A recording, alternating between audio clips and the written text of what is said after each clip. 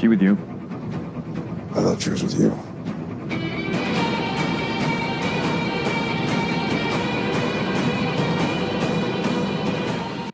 Hey there, and welcome back to Holding Court with the Nerd Queens. We are with Snyder's Amazons once again. Can everyone say hi and give your screen names? Adrian, we'll start with you. Sure. It's Adrian, and I'm at Truth Love Faith on Twitter. It's Mo. If you're not. Hey guys, I'm Itzmo. You can find me on Twitter at Itzmo or my YouTube channel Itzmo as well. Hey, Lindsay. And Lindsay. Hi, I'm Lindsay, and you can find me on Twitter at LNSDreamer_98. And we have Meg as well. Hey guys, it's Meg. You can find me on Twitter at _girlmeg. And this time we have Kat. Yes. Hi guys, it's Kat. You can find me on Twitter at CheatCatLady. Meow. Yeah. All right. So for today's topic, we've decided to discuss this one film that's been very controversial ever since it came out, and if we felt like it's time that we say our piece to it, and it's going to be, well, what else than Batman versus Superman? So to start it off, so we don't lose time, let's just start with the general thing. Let's just start with, what about theatrical versus director's cut? Let's start with that. The ultimate edition. We all first saw theatrical cut, I would assume. Everybody went to the cinema to see that. Mm-hmm. So then when you saw the director's cut, let's talk about the differences between that, and what do you guys think about it, and what do you guys think that, about the whole thing about it? Well, I think in the beginning, they showed more of the Africa subplots, and what they cut out was a lot of the ways that Lex Luthor was kind of behind framing Superman. Mm-hmm. And, the part where, especially the part where they're, torching the bodies, using it as Clark's heat vision, that was kind of something that they should have included in the theatrical cut, I think. Yeah, I agree. Yeah. I remember we had friends, or I had friends, and Cole had friends, that it was like, they were like, oh, the Batman versus Superman's not really that good. It's like, okay, have you seen the director's cut? And they're like, no, we haven't. So we showed it to them, and it was just like, but wait, why didn't they show this movie in the cinema? It was funny because, notably, we were staying with my friend Chris. Chris, if you're listening, I love you. Anyway, and he was very resistant. He was saying to me, no, I don't want to watch it, but he knows if he tries to argue with me too much, it's not going to work out very well for him.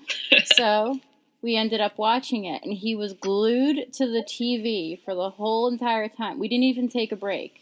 And then afterwards, he was like, I don't understand. Why wasn't this the one they released? Why? I mean, it's only 30 more minutes. Right. Yeah. 30 glorious minutes. Essential minutes. I have a kind of interesting story with it. I was actually working third shift during the time the movie came out, so don't kill me, but I didn't get to see it in the movie theater. Other than going to work, I didn't really go do much, so it's kind of my saving grace, I think. But I only ever saw, my first viewing was the extended version, so I didn't get all of the complaints that most people I was seeing online. I was so confused. And then I ended up watching the theatrical version after seeing the extended version, and I was like, what? There's just so many small things that they didn't include that I thought were pretty vital. Well, for me, it was kind of a special situation for seeing BVS. So, a few months before BVS came, and actually no, I apologize. A year before BVS came out, they were premiering the trailer, and they did this whole live premiere thing at the AMC theaters here in America, and so I saw that, and I loved Man of Steel, so I was like, yes, I grabbed tickets for my brothers and I. So all I had to do was just reserve. But a few hours before the event, the trailer was leaked online. But I actually remember yelling at my brothers through the house, "Don't you dare watch that leaked trailer. We're still going to the cinema for this." Yeah. And so we did. We headed down there, and they announced afterwards that we'd get to see BVS a week early because we still came to the event despite the leak. And for me, like, there were problems I had with the theatrical cut after it sunk in. But, like, I was so excited to be seeing all my favorite characters on the big screen. I was so pumped after the movie. But then after a couple of rewatches and then seeing the Ultimate Edition, I was like, then I saw the problems that people saw. Yeah, I agree. I kind of had the same... I had the same experience because I also went to the trailer screening and I got to go to the premiere before. And when I first saw the theatrical cut, I enjoyed the movie. Like, my review is up on my channel. I enjoyed it. But then after I saw the Ultimate Edition in theaters, I was upset because I was like, wow, it could have been so much better. And there were so many, like, a lot of important information that they cut out. I'm like, why did they cut this out? Why did they cut this out? Why did they cut this out? Yeah. I was just, like, really upset. And after I saw the Ultimate Edition, like, I can't watch the theatrical one anymore. Yeah. I feel like a lot of cases with this, because I've seen the theatrical version obviously first as well, and it didn't seem like something that I would not make sense of. It's just, as Smo pointed out, once you see the Ultimate version, you're just like, but why is this missing? But it was the first time that I kind of came across this whole thing where a lot of people were saying, you know, you have to think when you watch this film. And there started to be this notion where it was said that, you know, fans of Zack Snyder think that they're somehow special because they keep looking for clues and things like that, and they just see things where they aren't. And then the Ultimate version came out, I was just like, but look at this, it's right there. Yeah, it confirmed everything. Yeah, I think there's nothing wrong with people thinking that we're special. I'm just saying. You know, we are a smart group of people, so. One thing that really... Oh, sorry. I don't want to interrupt. No, carry on. Okay, well, one of the things that really upset me was because, like, a complaint from the theatrical one that I heard a lot of people saying was, like, oh, like, after the Senate, the explosion, like, Superman, he's such a douche for, like, flying away. But then you watch the Ultimate Edition, he's actually, like, helping people, doing what Superman does. And I'm just like, why did you cut this out? Yeah, and that was, like, actually essential. Shown this. Right, like, in that scene, it kind of shows how, like, how he cares about people. Exactly. That's his character. They took a lot and of then just you know, when you see Clark actually going to Gotham and being, like, you know, a reporter or, like, a journalist, I'm like, why did you cut this out too? Like, I wanted to see more of Clark. I felt like they cut a lot of, like, Clark and Superman and Lois out of the theatrical cut. Yeah, I think there was a lot of missing there regarding Clark going to Gotham and actually looking into the whole thing with Batman, because they should have, like, if anything else, they should have kept that part, because it was quite vital in seeing, like, where did the whole problem begin that Clark had with Bruce, you know, like, or like Superman had with Batman. It was a result of Clark's investigation, and that investigation wasn't there. And it's like, yes, you can, when you watch it and you watch it with some sort of a critical eye, you can figure this out. You can kind of connect the dots. Yes, this happened. But then you obviously have people who come in and they say, well, why wasn't this there? And in a sense, they are right. This should have been there. This should have been explained. How did he get, how did he get to the part where he just judges Batman so hard when it wasn't shown in the theatrical version? Yeah, that's the problem with overcutting a film, is because if you don't, like, the way they cut it, they just left us jumping from one spot to the next to the point where it's like, how did we get from point A to point B? Mm-hmm. My sister, actually, she complained about the movie when we first saw it, that it jumped all over the place too much, and it didn't make much sense. But do you guys remember, you know, when Clark's making the eggs, didn't they replay like in the Ultimate Edition, the woman talking to the press about the African scene with the branded criminal that Batman branded. Yeah. Didn't they switch that out from the theatrical to the Ultimate Edition? I'm not sure now. I'm not either. See, I've only seen the theatrical once.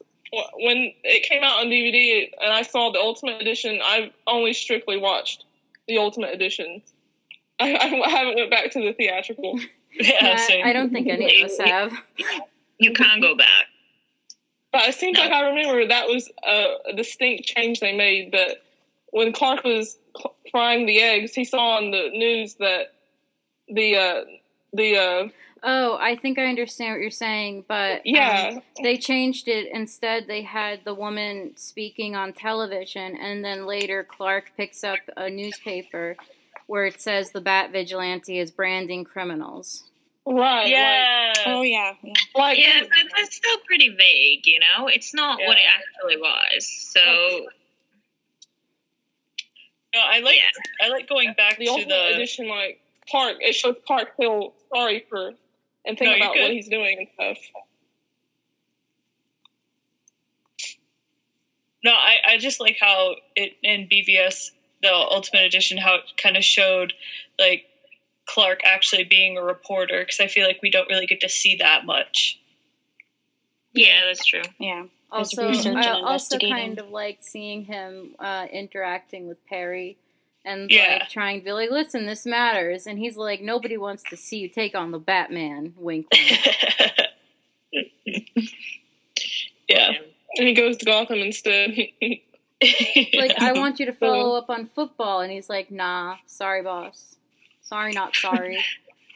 Yeah, I've seen people complain that Perry White, is he supposed to be like this compassionate or like some kind of loving, like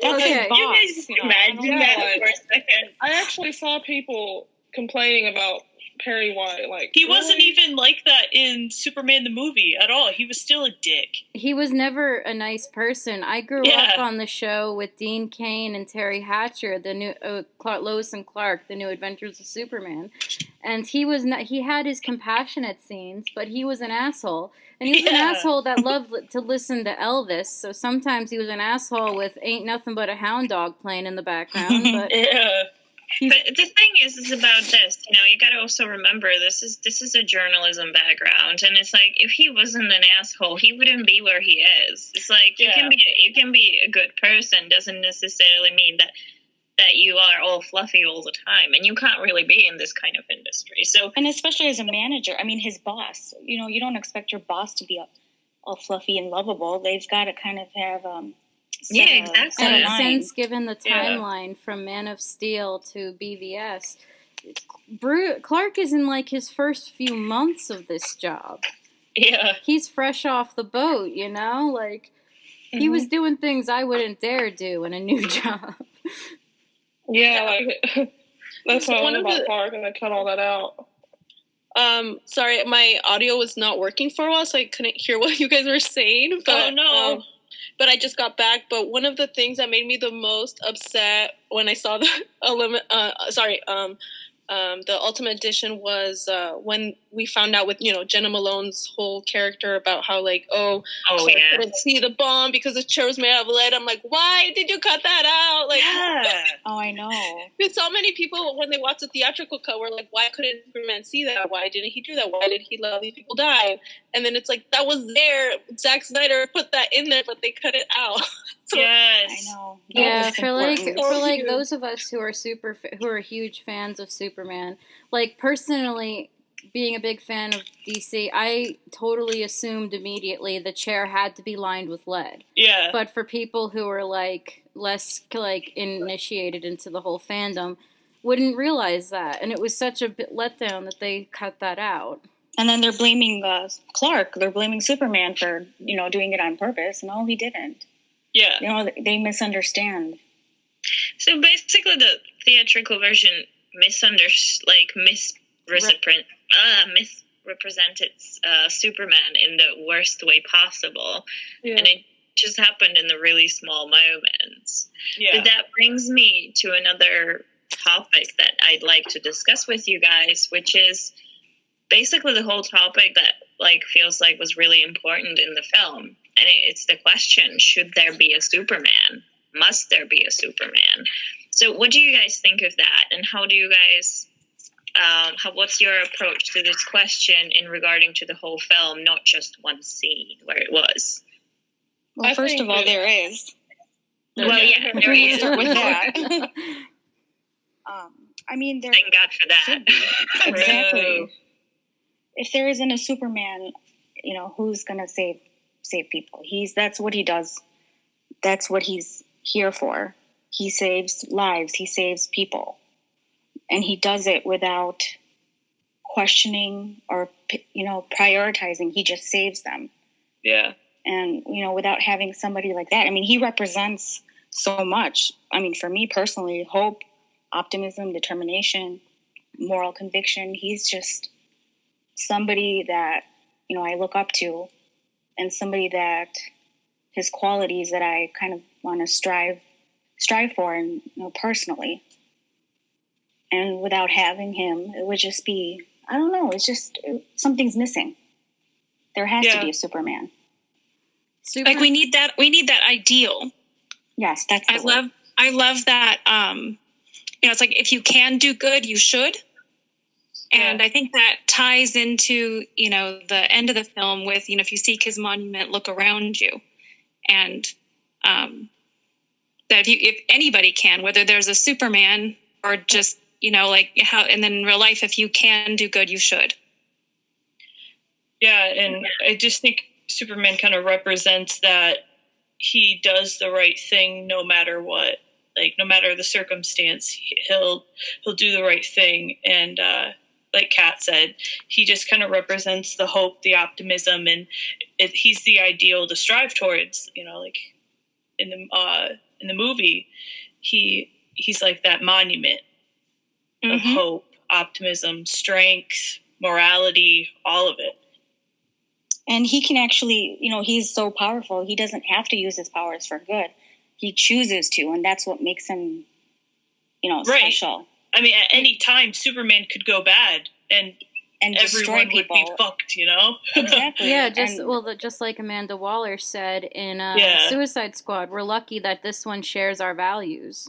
Yeah. Oh, yeah. Yeah, I remember that. Cool. I think that's kind of the question that film poses, is not if Superman's good, because we know he is. Yeah. It's more of the humanity standpoint to a figure like that, in regards of his existence. Like, they see that he's saving people, obviously, and all that stuff, but the actions and consequences of these actions and everything that happens in Batman v Superman, for the most part, it's supposed to paint him in a questionable manner. Not to us, but obviously to the people who are facing him there.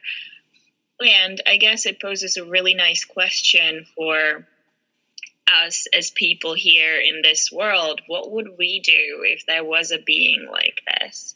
Because obviously a person like this who is so good and they help so many people, but also so powerful that if at any point in time they decide that they don't want to help people anymore, they can be very dangerous. And I think that's what can push people over the edge into a fear, despite the person never being bad at all, if you know what I mean. Just because they know he's capable of doing that. That's all it takes for somebody to kind of question it. I love that the film addresses the burden of trying to do good and the consequences. Like, not everybody's going to like you, you know? And I love that you see all of that.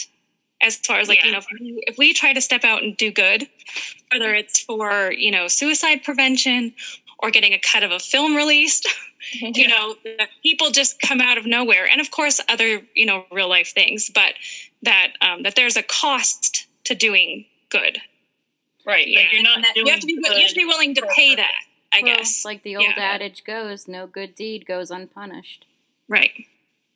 Yeah, I also like in BVS how, like, okay, you see Superman do all these great things for people, and he doesn't ask for anything in return. And I think people fear him because of the unknown. Yeah, and he's not asking for a price. Today, let's say, and I wish more than anything that Superman was real, but I really think that it would mirror it very well, that people fear what they don't know. And I mean, obviously he's an alien from another world, and I think we always just question people's good intentions. Like, we don't think people the cost, actually, I think. We expect the cost at all times. Yeah. And I think that sometimes it can drive us mad. It can drive us to paranoia and fear of something that's not really threatening at all. Yep, exactly. But in the same time, I think it's important that Batman v Superman showed that side of the story, because we don't really get to see that, especially not in the superhero movies as they are right now in this era. We don't really get to see this kind of film that would question this type of thing. And I know Civil War was more acclaimed than Batman v Superman, but in all honesty, it just felt more like who is Steve's BFF than a question of this kind of stuff to me. Yeah, agreed. My favorite part about the Superman question is the part after it, when he calls his mom, which is also a scene cut out of the theatrical. And he asked her, how come Dad never left Kansas? And she says, you know, it was never simple. He always had something to do, you know. He was already there where he needed to be. And Clark says, I just wish it was more simple. Well, to me, that ties into, like, the end of the movie when he's like, this is my world. You know, even all these people are, like, questioning whether he should be here or not. It's his home. This is where he needs to be. And that's honestly why, like, the Superman question scene is my favorite scene in the movie. Because he sees, like, he's so, like, he feels like they're making him feel like well, should he be here? Should he belong? Does he belong here? And he's like, well, maybe I don't, because how come Dad never left Kansas? Why haven't I left here yet? I feel like that's what he was kind of thinking there, because all this pressure, you know.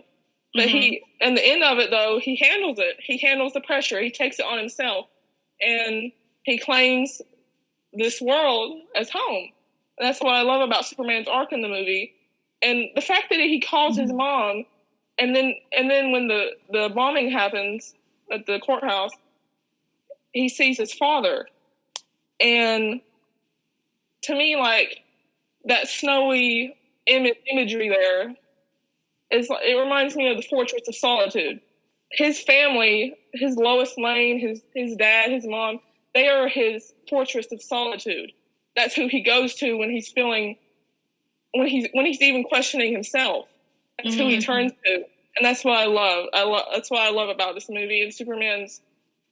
It's honestly probably why I like this movie and love this movie over Man of Steel, because I feel like I relate to him more in this movie. Yeah, I agree 100%. I think that to build off what you just said, Lindsay, it's very powerful that after he spends the whole film being, people are yelling at him, protesting him, telling him he's evil and bad and he shouldn't have this power. The fact that he still gives his life to defeat Doomsday it makes that so much more powerful. The fact that he chooses to say, "This is my home," and then he dies for it. Yep. Oh, you made me sad. I know. I just got depressed. I got really sad all of a sudden. It's been so many years. Can we please get Superman back now? And I just miss Henry Cavill in that outfit and just the hair, the everything. That's why I never understood, like, people that kind of, they didn't like that, you know, they had that in BVS. They thought it was too soon for, like, the Doomsday thing and Superman to, like, sacrifice himself. But I don't know, to me, just like kind of, you know, like what you said, Cole, like, That's why I cry every time I watch it, because I'm like, these people did not. They kept attacking him over and over, and he still gave his life for them. Like, how is that not Superman? Like, you know. I think exactly. just like he defended Lex right after Lex threatened his mom, and then he stopped Doomsday that Lex created from hitting Lex. Yeah. And it's the the one point I always end up making when I discuss this movie with others is that he's the youngest, he's the new he's new on the ground, he's not just a new reporter, he's a brand new superhero. And so we've got Batman, who's got 20 years of crime fighting but under his belt. So he's cynical, he's depressed, and he's already had a lot happen to him. And then you have this greenhorn of a superhero come in, and he's full of hope and optimism and still wants to do good. And that's just the epitome of Superman. That's literally no matter how many fights he gets in or how many sacrifices he makes, he will always act as if he just started the superhero gig yesterday. Yeah. Right. Like, what was his, baptism by fire fighting? He was just living his life as a kid, growing up, resisting fighting so he didn't instantly kill anybody and break bones, that kind of thing. And then all of a sudden, Feora and Zod and company show up, and he has to okay, I guess I'm going to learn to fight now. And then the next fight is Doomsday. So the two big fights. It's just, Bruce has been at it for years, and this is two. And and Diana was at it for years too. So it's it's this is his second big showdown, and it's well, hell. Yeah. I also don't understand the whole people I didn't feel anything with the Superman death. Is I cried like a baby. Oh, me too. It's you don't need 3, 4, 5 movies to be able to feel connected to a character. You know what I mean? Mm-hmm. If it's done well, you're going to feel that death instantly, I'm still feeling it now. People who don't feel anything, I feel have no heart. They're just sociopaths. You don't need all of these movies in order to feel connected to a character. You're connected to the character because, it's Superman. He's been around forever, and it's finally seeing that sacrifice live action was so gut-wrenching. I think the greater the villain, the greater the hero. We don't want to watch him saving cats out of trees, no matter how cute they are. We want to, right? We want to see action, the heroes. Yes, I want to see action. Yeah, he could save our cat out of a tree. I think she would like that. We're talking about Cat's cat. That's why I had to, had to plug the cat. I wouldn't mind. Well, a cat would love to be saved by Henry, we're sure. Oh, yeah. She would put herself in a tree purposely. I would climb up there and then, put the ladder down or something. And, help me. Play the damsel in distress. Yeah. But you know what? I think that it was important that there was his death at the end, because it I think that it showed the real consequence of things. Yeah. One of my biggest pet peeves with, for example, MCU, even though I like some of their films, I dislike some of their other films. That's on a whole new podcast. Don't ask. Anyway. I can't wait for that one. Yeah, Cole would love to get me on just Endgame, but we would be here for 3 hours. Anyway. So I think that the important part there is that it makes it real, because people and even superheroes, they die, they get hurt, stuff like this happens. And when I went to see Batman v Superman and I actually saw Superman die, it was first I was in shock. I was kind of oh, hang on, we're going this way now. This can actually happen, because it just didn't. In the previous films, that was never the case. You would not see this kind of a consequence to things like this. And I think it's good that we got that, even though I'm sad for Superman. But, Right, and then even the movie ends on, the note of hope. You see the dirt, lift up from his casket, and it's like, there's Superman. It's like, there's that means he's back. The epic score too. Yes. Oh my God, the score. I know. That one track, I live for that track. The score for the whole film. Yes. Me too. I love it so much. I was listening to it today. I listen to it almost every day, honestly.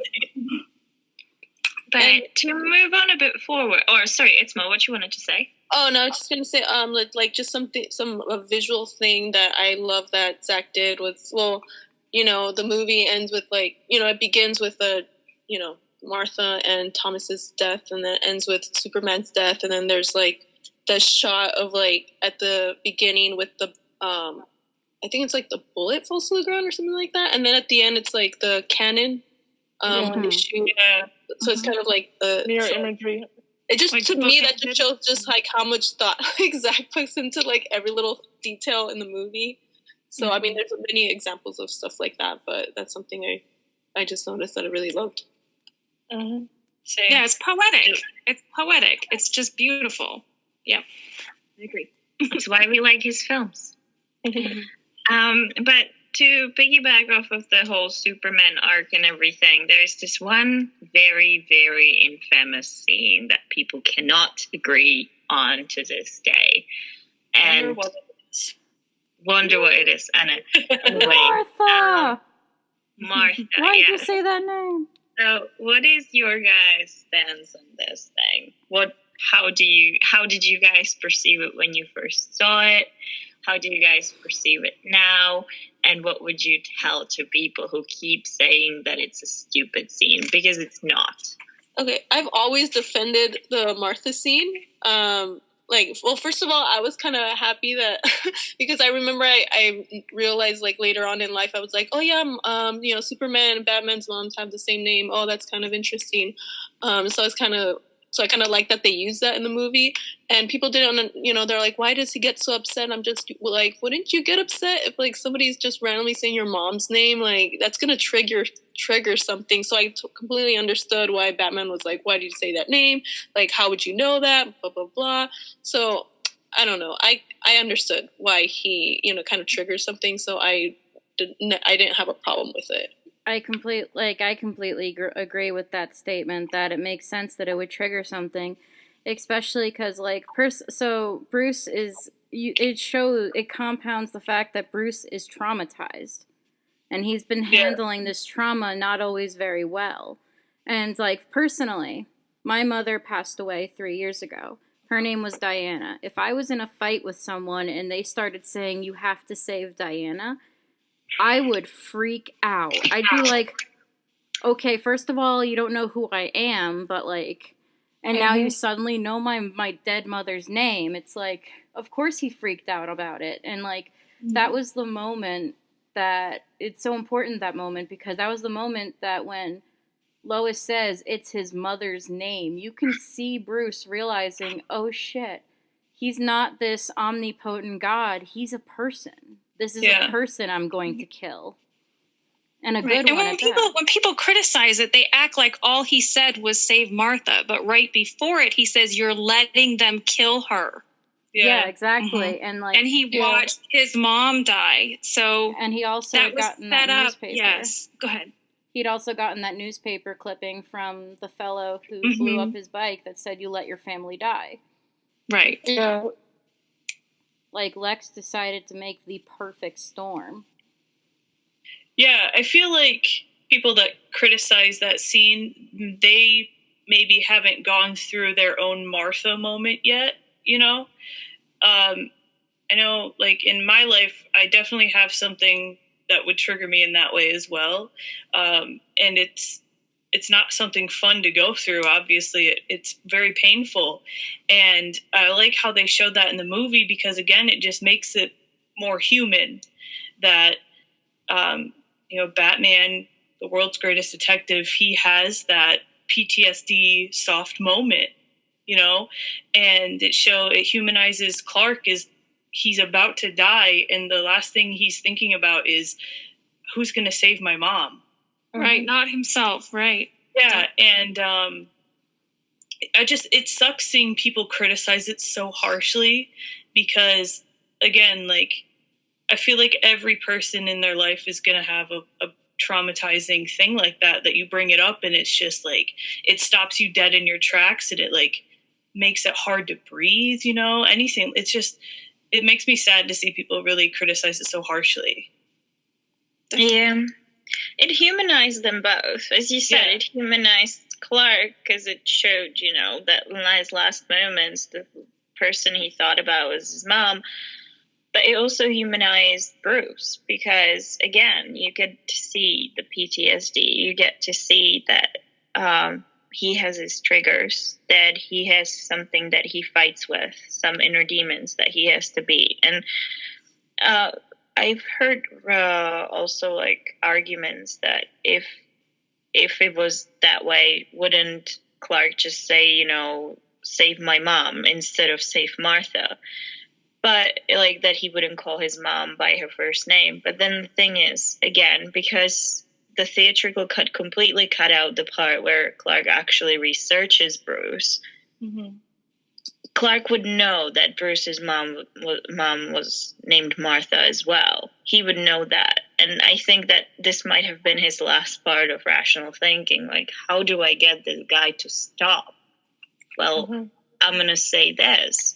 He anticipated, or at least he hoped, that the way that Bruce is going to react was this, by saying this name. Because to him it was like, well, he might not care about my mom, but if I say Martha, it could, you know, trigger. It could stop him. It could at least make him pause enough for me to speak. And I think that's why the ultimate cut is very important that people see, because, again, there is the research that Clark did in there. I think when Bruce finally started seeing and realizing, like you guys said, that he was having this, you know, PTSD meltdown and stuff, he saw himself in his killers, the person that killed his parents. I think he saw himself, what he was becoming. He was becoming the thing that took his parents too.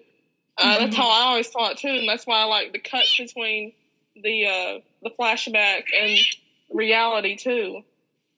That's what I liked about it too, and I think people really need to be more sensitive about the Martha scene, because, you know, that trauma is real, and it really makes me mad when people just laugh it off like it's some joke, but it's a real thing that people struggle with. Yeah. And it kind of disgusts me, you know. Right. And in that scene, we see Bruce like Affleck literally walks backwards as he's mentally retracing his steps and what he did. That whole scene is just beautiful. It's there if people want to see it. Exactly. That's a wonderful point. It's there if people want to see it. If you don't want to see it, then you're just going to go on with your ignorant thinking. Mm-hmm. You're blind. I'm sorry. You have to be blind if you don't see it. Like, people just, it became a joke. It became a meme, and people just ran with it because it's the coolest thing to hate on DC movies, and especially Zack Snyder DC movies. For whatever reason. Yeah. But then you see another franchise totally copy it in their geniuses. It's okay. It's okay for them to do that, but when it's an actual touching moment, it's not okay. When it's not followed up with a joke, it's not okay. I thought that showed too with Affleck the strength. You know, people will criticize Affleck's version of, or this version of Batman, or Zach didn't do this Batman right. But I still think the whole time, even though Bruce may have been crossing the line because of his PTSD, he still was at the top of his game the entire time. And he just was going to make one of the colossal mistakes of his entire life. And as soon as he realized he was wrong, he owned it. Right. You know, and then was like that, you know, Martha won't die tonight, and I make you a promise. And they were like instantly bonded at that point. You know, there wasn't like what happened in Justice League when they, you know, they redid the "Do you bleed" line, all that other stuff. It completely negated the fact that these two men who were just at each other's throats. In 1 second, when they realized they were wrong, they admitted it and were just like back on course. Yeah, exactly. Right. And people forget that they both were angry at each other. Superman was angry with Batman for the way he was handling villains and thinking that this Bat Vigilante is an issue. Because he doesn't know much about Batman. He barely did. He did research, but he didn't do enough to really form an educated opinion. He was just going off what he knew at that moment. And then, of course, with Batman, with Bruce being angry with Superman, because he literally caused the death of thousands of people that worked for Wayne Enterprises. So it's like, it was in that moment that the two of them both remembered, we are people, and we actually want the same thing. And now we have to save this one. We have to stop Lex and his crazy plans. Right. Another thing about the Martha moment was, I think what set it up too. I think people missed was that Bruce saves that little girl in the beginning of the movie. He saves her from that debris about to fall on her, and she's looking for her mom. And then he looks up and he sees Superman. So I think he was reliving his trauma there too, at that moment again too. I think that sets up the actual Martha. Still there, Lindsay? Absolutely. Yeah. So, does anyone else have anything to add about the Martha moment? No? If you think the moment's stupid, you're stupid. Amen. Wow. Preach. We are throwing down the gauntlet. Yes. Hell yeah. People just need to be more, empathetic. Like, put yourself in his shoes, Batman's shoes. He lost his parents, and, people are like, oh, he should get over it. It's like, it's still gonna hurt, If you never get over it. If you bring it out, it's still gonna hurt. He's never gonna be, I feel, completely over it, Yeah, and if Batman were to get over his parents' death, he wouldn't be Batman anymore. Exactly. And so, moving on from this, because you said you were just brought up what makes him Batman. So Ben Affleck is Batman. Yay or nay? Yes. Yay. Definitely. Hell yes. I think my favorite thing about Ben Affleck as Batman is that not only does he look the part, but he not only can play an amazing Batman, he can play an amazing Bruce Wayne. Yeah. And right from the beginning of the movie. He's Batman, but he's, as Bruce Wayne, Zach had him running, into like a 9/11 event. He wasn't, from the get-go. He was a good man. Right. He's the only person running towards it, not away. Yeah, I thought that was very telling about the character, was that he had him as the only person running into danger. Mm-hmm. Yeah. I think the whole issue with Batman, or for some people, the way they perceive him is everybody imagine the Batman that we usually get to see on the screen. But the truth is that this is a different Batman. This is a Batman that's been in this whole business for decades now. And he knows his stuff, and he's lost so much. And he's different. You change. This stuff changes. And he hasn't seen much of the positive stuff before Clark came around. Yeah. So yeah, people... Go on, honey. Yeah, sorry, carry on. Oh, no, I was just going to say, especially with that one scene where we see the damaged Robin suit in the Batcave. That's very telling of what he's gone through. Mm-hmm. I did not have small hope for Red Hood in that moment. Not at all. I'm sorry. Totally did. I just really, really want some sort of Red Hood in cinema one day. One day. I honestly feel like we were getting there. I think we were getting there, if you ask me. I got my Funko now, so at least I have something. No, I feel like okay, so hang on a second, Itzmo? Meg. Itzmo's got to head out, so you want to say goodbye? Bye, Itzmo. Itzmo, see you later, Itzmo. If you wanted to say something. Sorry. Bye. Go ahead. Say your goodbye. Bye. Alrighty. And Meg, back to you. No, I think Ben Affleck really brings something to the table that we hadn't seen before. I mean, his Batman is so brutal. Like, that warehouse scene. I mean, there's so many scenes in BVS that it's like, this is my favorite scene. This is my favorite scene. But, like, the one I always go back to is the warehouse scene. And then, the Doomsday fight, though, too. But it's like, the warehouse scene is just so, like, I mean, you see him literally get shot in the back of the head, and he just keeps going and going. He gets stabbed. And I just think it really shows how brutal Batman is. I think what's really unique about the Batman in BVS that Zach gave us was he gives us a Batman who can see, we can definitely see him fighting and leading the Justice League. I'm sorry, as much as I love the Dark Knight trilogy, I could not see that Batman holding his own next to people like Superman or Wonder Woman. Like he could hold his. That's why the Nolan verse doesn't have people like that. Like, because that character could not hold his own. Whereas this one, Ben Affleck's Batman, could hold his own and also dominate amongst these gods. Mm-hmm. He's legit. Mm-hmm. And he had every right to be brutal in that scene. I mean, like he's Batman, and they're shooting him in his head. It's just like, what kind of a hired criminal do you have to be to try to shoot Batman? Like, I don't know, inches from his head, and then his response is, "Oh, try to shoot me in the head." You lose that arm. Stab me in the shoulder. Okay, well, I'll stab you in the shoulder, and you think about what you've done for the next. I love it. I remember. That's funny. I mean, that's humor. It's brutal, it's action, and it's funny. Nana, what were you saying? I remember how I was like, why are they waiting for him to come through the door? Are they stupid? Also, he just walked in on these crime guys who are saying they're going to burn this woman alive. Like, of course he's going to go and just destroy them. Yeah.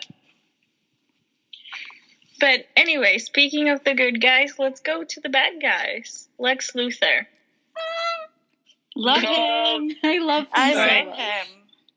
He's a bad guy that I love. I don't know why. I just love him. Jesse Eisenberg as Lex Luthor was one of the most inspired. I mean, like, everybody Zach has cast in the DCEU has been inspired, but Jesse Eisenberg as Lex was so inspired. For a second there, I was worried you're going to say inspiring, and then I would be slightly... That too. And, I did not say that out loud. You know what's inspiring about him? Just how he's a millionaire. That's all I'll say. Billionaire. True. Right? Billionaire. I think that's inspiring.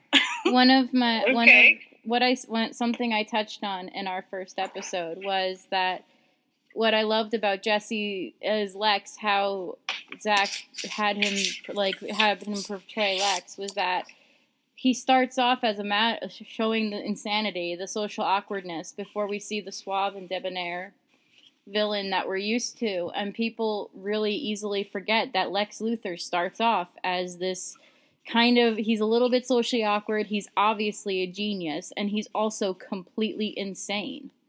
Mm-hmm. But it's like his interactions with Superman are what push him over the edge and make him go, even in like Smallville, the show, the interactions between Clark and Lex, by the end of the series, he goes nuts. That's literally how it works. Well, and then Lex, I mean, I don't know who he chats with at the end of the day, but he's the one that's got files, as far as on who Aquaman is and the metahumans and, like, what do you do? And him, that eating away at him psychologically, I thought came through entirely in the performance. And why he was kind of cracking, because he's trying to figure it out on his own, and... like I said, I don't know who he talks to about it. Like, there's these, what do we do? And he's got resources. And so he's just kind of backing, I guess. I think Lex, in a way, represents the paranoia that the public as a whole can gain from people like Superman.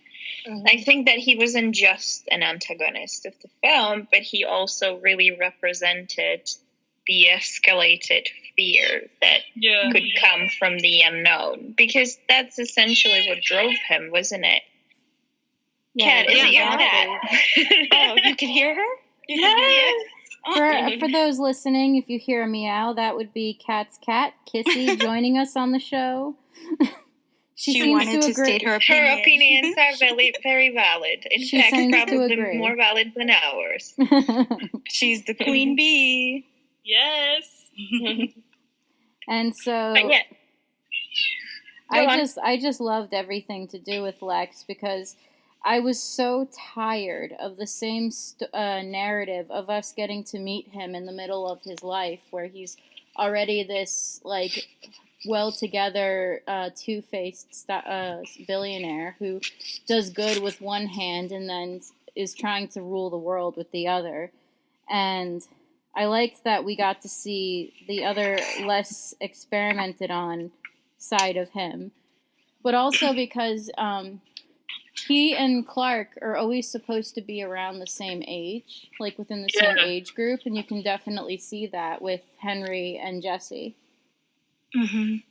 Yeah, I kind of touched on this on our first episode, but I like how you slowly see him kind of lose his mind more and more throughout the movie. Mm-hmm. Like, and you can see it in the subtle tics that he has, or like the faces that he makes, his body, his body language. It's like, especially when he's talking to Senator Finch in his office, it's like you can really see, like, when he didn't get his way, he was like, well, I wasn't planning for that. Now what do I do? Gives her a mason jar full of peach tea, that's what. Yeah. But, like, I just love that. You slowly see him lose it more and more, the more it's consuming him. Like you said, about who does he talk to about this? I mean, to me, it was like he's really holding all of this in, and it overwhelmed him, and then we got Doomsday. I think other than Doomsday, the moment we saw where you could really see everything he'd gone through come to fruition was when he sent his assistant into the courtroom, knowing he planted a bomb. Yeah. That was cruel. That poor chick did not know it was going to hit her. What was her name? Mercy? Literally. Isn't her name Mercy? Yes. Yeah. Ironic. I know. The name. That's just, I'm like, that's her name. And so... Yeah. Oh, gosh. Lex what else had a little showdown with Senator Finch. What do you guys have to say to that? The red capes are coming. I love her. The red capes are coming. The red capes are coming. Yeah, I love Senator Finch in that movie. Yeah, it's sad that she had to die. Like, part of me kind of hoped that she would survive the explosion somehow, because that can happen. But she didn't. But she was amazing. The actress was amazing. Very powerful. Very impactful. Mm-hmm. I like that. Oh, Danny! Danny's joined us. Yay! Welcome. We see you there? Turn off your camera, honey, and say hello. Hey. Hey. Hello. We are discussing. Hi, Danny. So, Danny, we're discussing Lex Luthor, and we're discussing and also Nana just asked about Senator Finch and our thoughts on her. I just wanted to say hello. Your voice cut out, honey.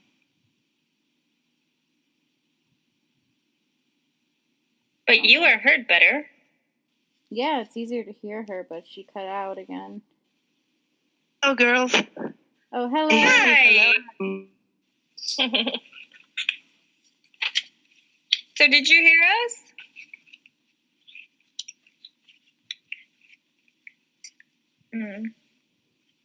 Not sure she can hear us. Let me check our messages. Hi, Kissy. Okay. Kissy's on it. Kissy's talking. Okay, no. Well, let's just carry on, and Danny can join when Cole Whenever those she are feels like. yeah. Can I just mention anyway. Lex's theme then? Yeah, that theme was great. I was in love with the score from the opening, but I think I knew it was like next level in the scene when Lex is walking down the hallway, the tunnel, whatever, into the hangar. Yeah, and that's when I was just in love from then on. It's very sinister. Uh-huh. But it's a good kind of sinister. Also, I think the way he so what I found pretty interesting is the fact that he knows who Superman is. We know, like, for a fact, he knows exactly that is Clark Kent. But he is crazy enough that he doesn't want anyone else to know because he wants to be the one to bring him down someday. Yeah. Yeah. Like, he's the smartest villain. He ends up in prison, and he's like, you know what? I'm going to keep that to myself. Yeah. Well, and he was wanting to prove the point of, so everybody to see the holes in the holy.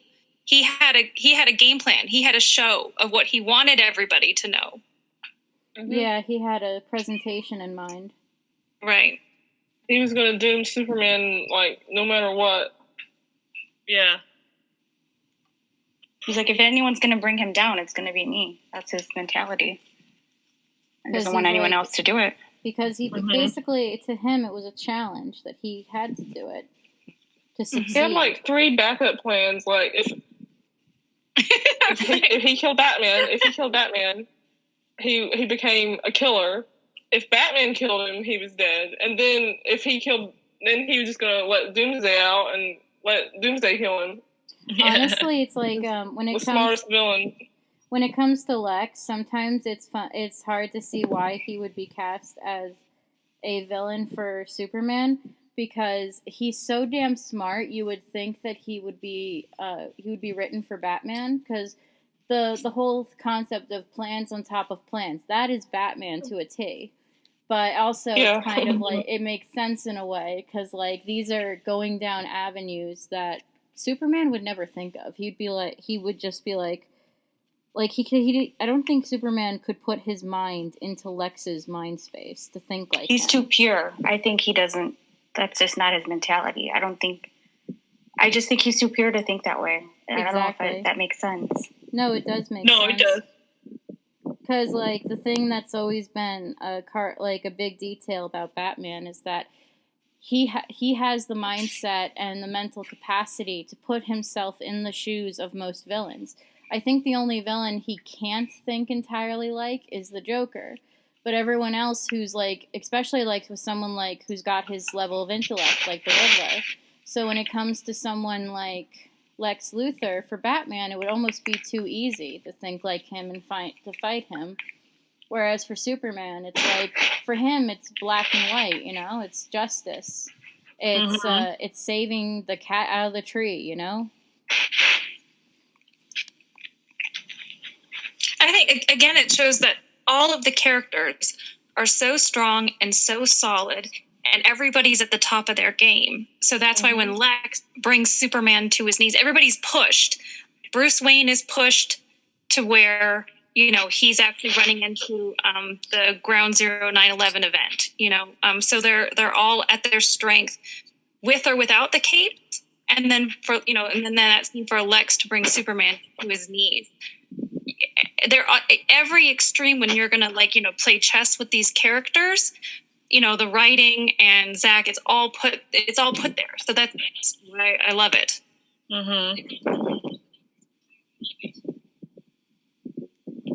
Everybody kind of gets checkmated. Does that make sense? Everyone ends up getting defeated at some point. It's not an easy win for anyone. And that's what makes the story so much more fun to consume, because while it's good to see the good guys win, it's more fun to watch them struggle a bit and show us how to win. Yeah. And why you can rewatch and rewatch. Go ahead. No, you're fine. Go ahead. No, I was just agreeing. That's it. Oh, yeah, that's great too. I just like how BVS humanized all the heroes in the movie, whether they were actual metahumans or if they were just regular humans, Seeing the struggles that Batman went through from the very beginning I just loved his whole arc in that movie. And it just sucks that, I mean, we never got to see him be like that again. And we won't, you know. But at least we have this movie. Until the Snyder Cut comes out, which we know will happen. Yes, until it comes out. But for now, we got BVS. So let's talk about Wonder Woman's entrance into the film. So how did we feel about that? I felt very good about that. I have so many emotions about it. So many. Screaming. Very crying. empowering. Explosive. And she saves Batman. It makes it better. Yeah, she comes in and I love the fact that you can tell she hasn't been in the field for a long time. Like, she hasn't fought in a while. And she's having fun. Yeah, she's actually getting enjoyment out of it, which makes it so much better, you know? Like, she's not fighting because, like, well, I mean, she's fighting to help out, but, like, she's actually getting a satisfaction out of it. She's like, man, she doesn't it's been make a while it seem like a since burden. No, it's just, like, working out for her. Mm-hmm. Hold on, Danny. Danny, did you say something? I think we're still having audio issues with Danny. Oh. Hello. Okay, Danny's very far away. I can hear her very slightly. I don't think it'll come up on the recording. Yeah, very far away. Can you put Mike closer?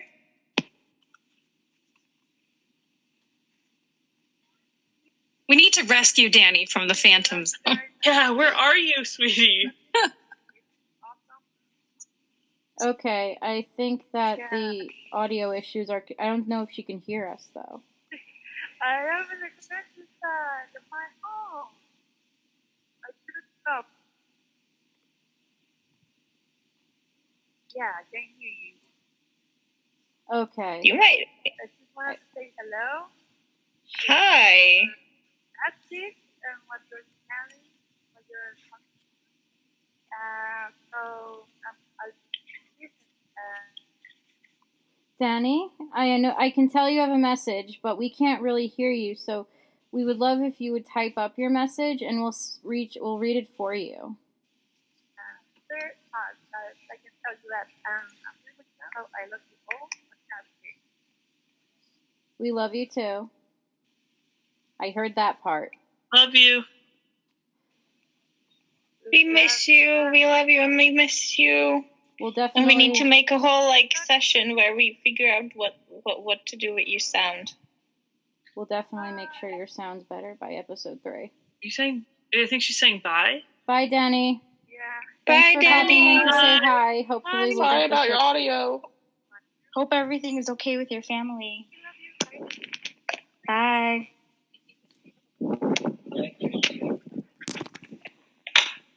Okay. I think she's outside. I think so too. Okay. So, as we were saying, we were discussing Wonder Woman having a really fun time with the fight. I just loved how in BVS, and I made a tweet about it that some people weren't very happy about, but that BVS is really the only movie that we've gotten with her so far that really shows how powerful she is as a warrior. Like, I mean, she has those battle cries that, I mean, I haven't heard in any other movies. And it shows her literally going toe-to-toe with something she's never fought before. But she's definitely killed things from other worlds. Definitely. I totally agree with that observation. By the way, I absolutely loved that showdown that went on Twitter today. When somebody was like, do you guys know she's just an actor? I was like... that was Meg's tweet. Yeah, I had muted the video that I posted because I was at work and my phone just kept going off and I was like, okay, I have to mute this. And so I unmuted it this morning and was going through and I saw some guy was like, you know, she's not real. I'm like, yeah, obviously. What? No shit, dude. It's like, she's not? How dare. But I decided to poke fun at him and it was pretty funny. But yeah, I mean, I know I mean, and I put this in my tweet, but it was like, I know that in Wonder Woman, she's still exploring her powers or whatever, but I feel like Ares was more of a match for her. Yeah. And more of an equal. I mean, Doomsday is much more powerful, and she's slicing at him. She's knocking him down. When he hits her, he moves back, you know? Mm-hmm. And she gets up with a smile. I love that. She cuts that car in half, and I'm like, oh my God. Like, she welcomes the challenge. And I think something people don't realize after seeing the Wonder Woman movie was that was an origin story. Some people forget that. And that, yes, she was a warrior, but like you said, Ares was more of her match. That's her brother. You know? Mm-hmm. So, like, she was in her element with him. But with Doomsday, this was a creature, first of all, she doesn't know what the hell it is. You know? Yeah. I don't think anyone knows what the hell. Even Clark was like, it's from my world, but I have no idea. And it just keeps getting more and more powerful. And you're right, because we see her in BVS, it was as a seasoned warrior, which made Gal Gadot's performance so much more amazing. The fact that she was able to rewind the clock with when she was in Wonder Woman, because she was able to go back and basically go back to learning and being acting out Wonder Woman as a young Amazon and everything, and that was pretty awesome. But in BVS, we get introduced to her, and she's already, you know, the baddest bitch in the game. I think even Batman and even Superman are a little bit intimidated by her too. Yeah, they're like, where the hell did she come from? You've never met a woman like me. Mm-hmm. And I love when she's getting on the plane and she's seeing it all kind of happen. She has a hesitation to her. She's like, do I really want to get back into this? Because I feel like for her, when she gets back in, she's in it. I think she doesn't feel, I think because of that one comment she makes that 100 years ago, she walked away from the world of man. I think from a century of horrors. I think that's her, at that moment, she was looking at the news and seeing about Doomsday and thinking, does humanity deserve me coming in to help stop this? Do they deserve to be saved? And she has a very humanizing moment where she realizes, yes, they do deserve to be saved. And she goes to help because she sees Superman and Batman on the news fighting this thing, and it just hits her, you know, I can't not help. Yeah, I agree. And I love in BVS, Gal has such more of a thick accent, I feel like, in this movie, and I love it. Like, I love how they didn't change it. Yeah, it's when she speaks, it's her voice. That she doesn't modulate her accent and try to make it plainer for the and I like that Zach encouraged her to remain like true to her ethnicity. Yeah, I think that's so beautiful that she didn't really have to change who she was for the role. Like, she still got to be herself. And go ahead. No, sorry. I just wanted to say when we were at the accents, because this is like sort of a thing that is kind of important to me, even though it seems like a really small thing, because obviously English is not my first language. I've said that last time on the podcast, and a lot of people around me know I'm not English speaking person, since like I've started properly speaking English about 2 years after I met Nicole. When we met, I couldn't really speak, write, or anything in English much. So the fact that I can see someone, an actress with an obvious accent on the film, and having roles such as Wonder Woman, is something very encouraging to me as a person, because it sort of gives you like, hey, if she can do it, if she can get this far, even though she has an accent, even though she's not obviously American or British or whatever, she could still do it. She could still get such a great role. She could still make it in the industry where she wanted to be. So why couldn't I? And it still is like a big thing for me when I think about like my career, when I think about putting my job applications in and stuff like that, that I'm just like, there's always this part of me, but I'm not English and I don't speak English as my first language, and I don't really stand a chance. And Cole can tell you, I have this thought a lot, and then there's Gal Gadot, and it's just like, oh my God, she could do it. Maybe I can too. If a badass mofo like Gal Gadot can do it, you definitely can. Yeah. Hell yeah. And what else we were going to say? Oh, did we want to talk about that?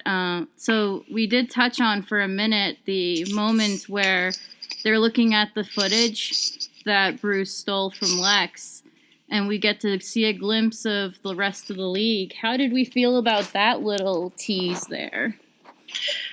I was so hyped when we saw the Aquaman part, because I was like, oh yeah, we're going to see Jason Momoa, and it's like, he got so shredded just for that short little clip. Was just screaming. Everybody was screaming. And like when he lifts his trident, his quindent back, I'm like, oh my God, this fucking Aquaman. Or that little glimpse we got of seeing the Flash. Yeah, that was good too. That was so cool. Like, it was just like one shot, two shots, but he was like in both of them at the same time. Yeah.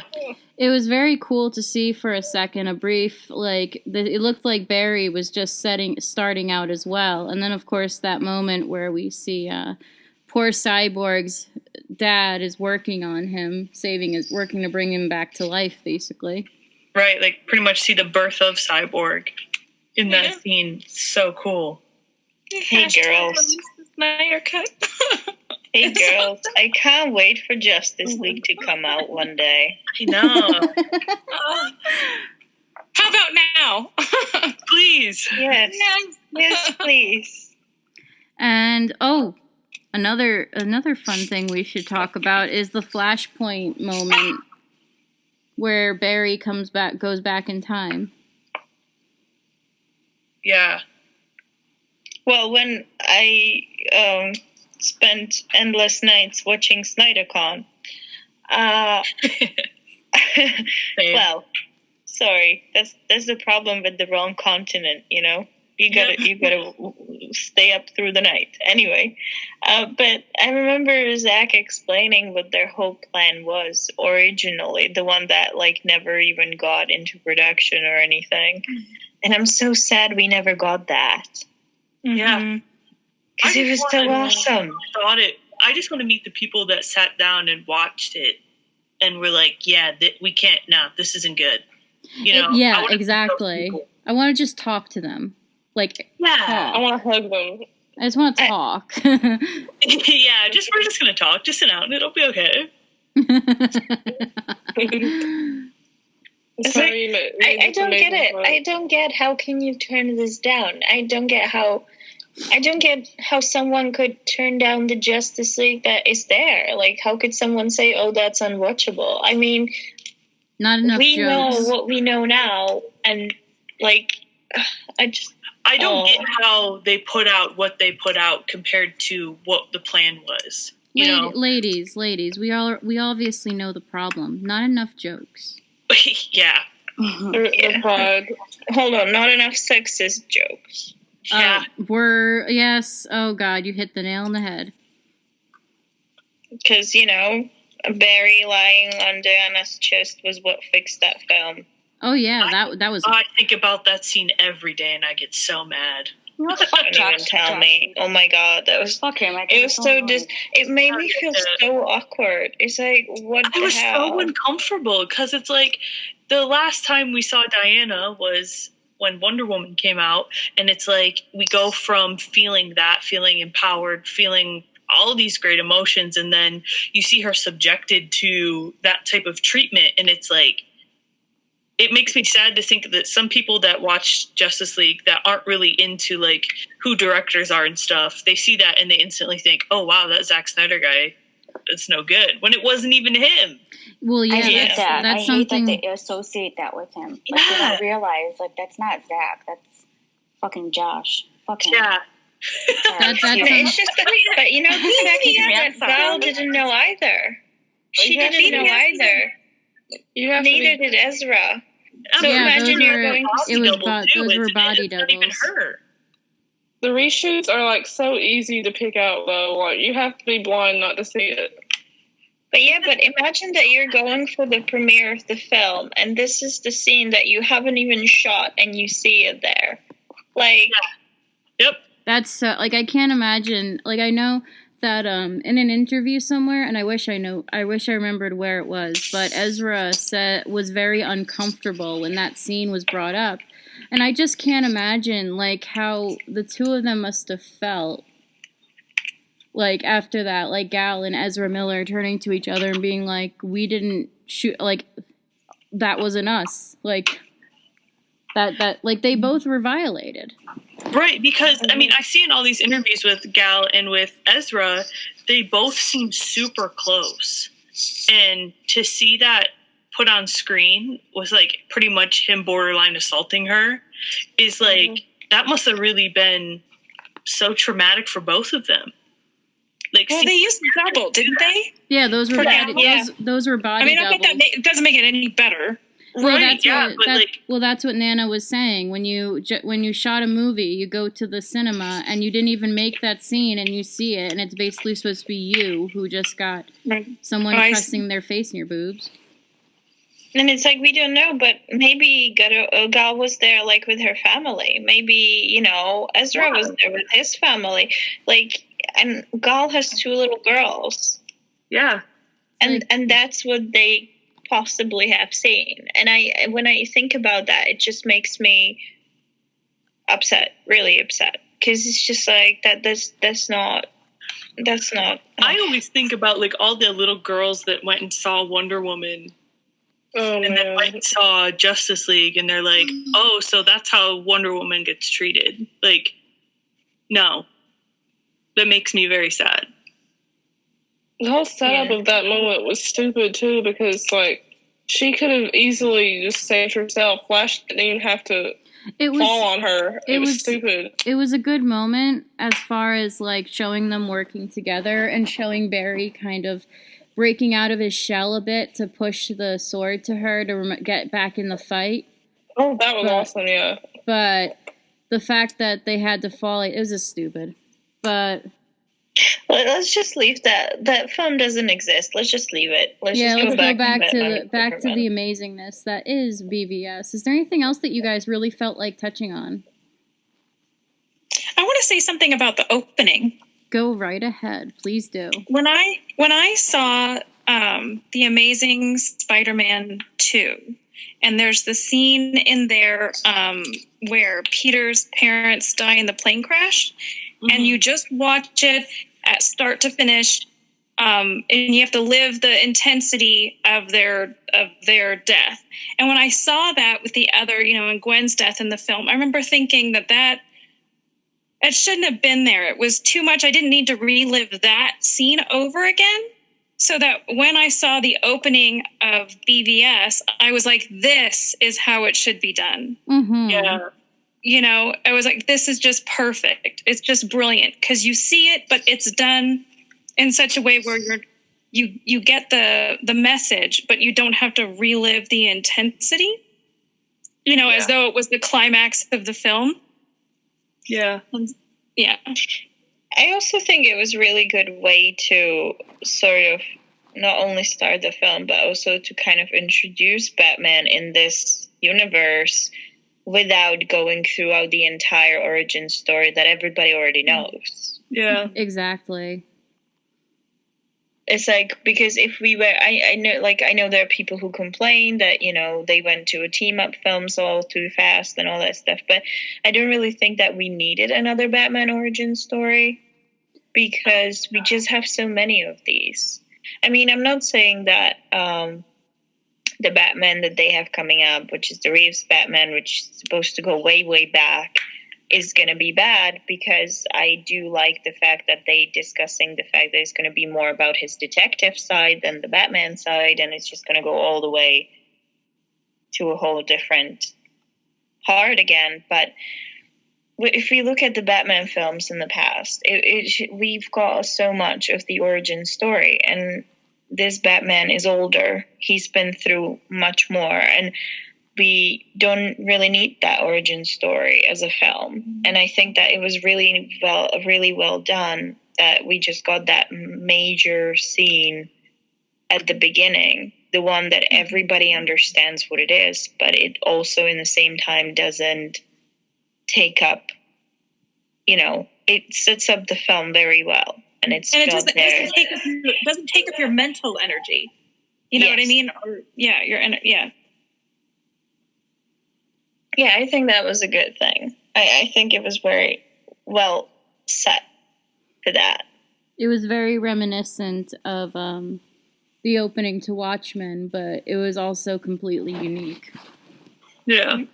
Mm-hmm. Except comedian was a good guy this time. Well, he's not necessarily, okay, let's not go there. Yeah. That's a whole different podcast. No, but I think we need more Superman movies. I'm just saying. Yeah. Yes. If Jenny was here, she would be screaming. There's so many Batman movies. I mean, I love Batman, but I think Superman needs more movies. We need more Superman movies with Henry Cavill.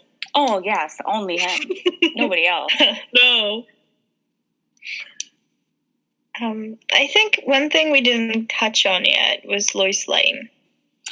Oh, my God. Love her. She took control of, every single aspect of trying to find out what the hell is going on. Yeah. She knew something shitty was going on, and she was like, all right, I'll figure this out. And then she does. And then we get to see her at highs and lows.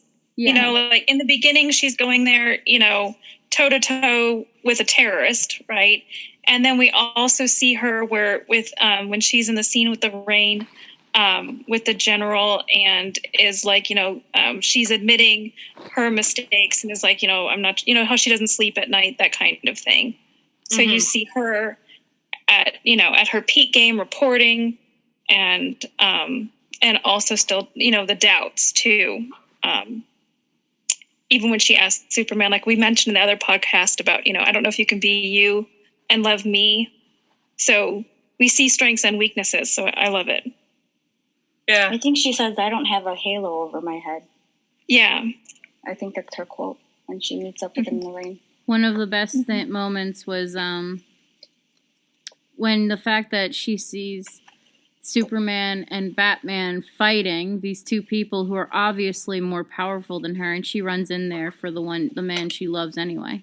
Mm-hmm. And saves him. Saves his ass from being the damsel in distress.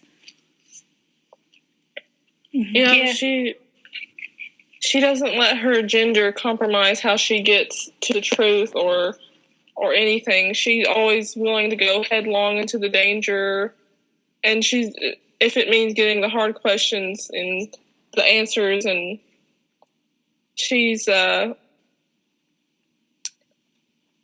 a lady, she's a journalist. Yeah. Exactly. She's willing to go the extra mile to prove herself as, she's, like I said in the first podcast, I think she really is one of the smartest people in the whole DC universe.